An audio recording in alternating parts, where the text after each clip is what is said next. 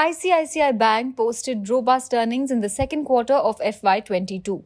Its net profit surged to 5,511 crores in Q2, a growth of 30% YOY. Though operating expenses increased, profit growth was driven by solid loan growth, higher margins, bounce back in fee income, and lower credit costs. While ICICI Bank's performance improved across all fronts, the three key highlights are the market-leading loan growth, best-in-class margins, and higher provision buffer. The bank saw a sharp pickup in business growth in Q2. Advances growth of 17% in the second quarter stood significantly higher than the industry growth of around 6% during the same period.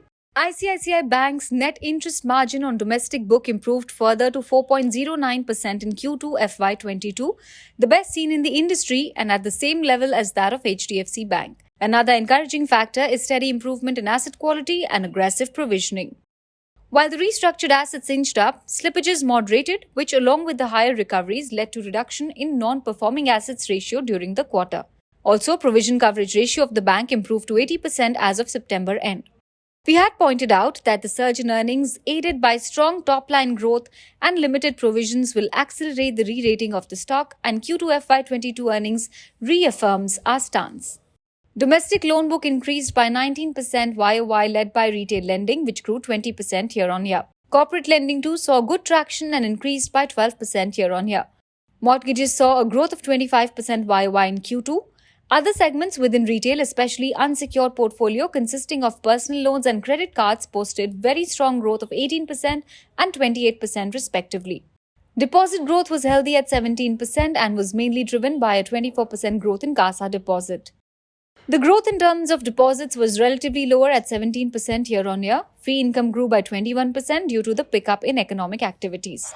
Asset quality fared better with NPA ratios trending lower. Restructured assets increased to 1.3% of advances book as of September end from 0.8% at the end of the previous quarter.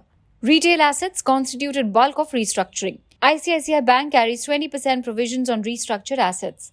Provisions declined as bank did not make any COVID-related provisioning during the quarter. Despite that, PCR improved due to better asset quality.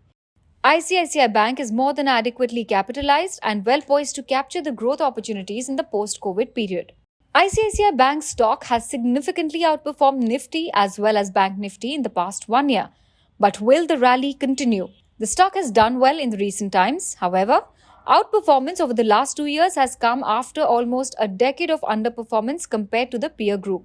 With bad loan formation reverting to normal levels, the quick pullback in stock's valuation in past couple of years was the first part of the story. In the second stage, investors can expect re-rating to continue with surge in earnings aided by strong top-line growth and lower provisions.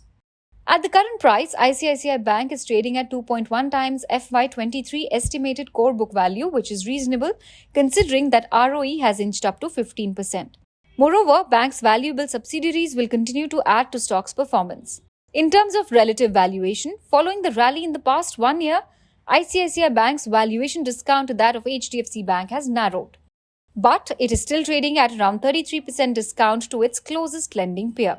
Hence, there is room to further close the gap with HDFC Bank, which is trading at 3.2 times FY23 estimated core book value if the strong earnings growth sustains.